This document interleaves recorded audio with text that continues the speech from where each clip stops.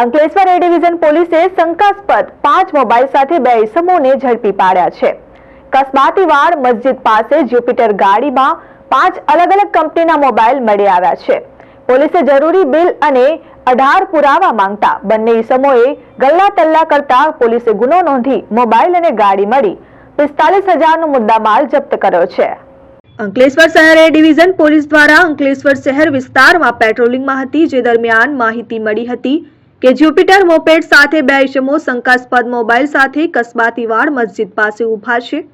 જે આધારે પોલીસની સર્વેલન્સ સ્ક્વોડના સ્ટાફના સભ્યો સ્થળ પર પહોંચ્યા હતા અને જે જ્યુપિટર ગાડી નજરે પડતા પોલીસે કોર્ડન કરી ગાડી સાથે ઊભેલા કાગડીવાડના ગુલામ રસૂલ ઇમ્તિયાઝ શેગલી અને શ્રુતિ ભાગોડ આરો પ્લાન્ટની બાજુમાં રહેતા મોહમ્મદ ફેઝલ નાસિર હુસેન શાહ પાસે ગાડીની ડીકી ખોલાવી ચેક કરતા અંદરથી 5 મોબાઈલ મળી આવ્યા હતા।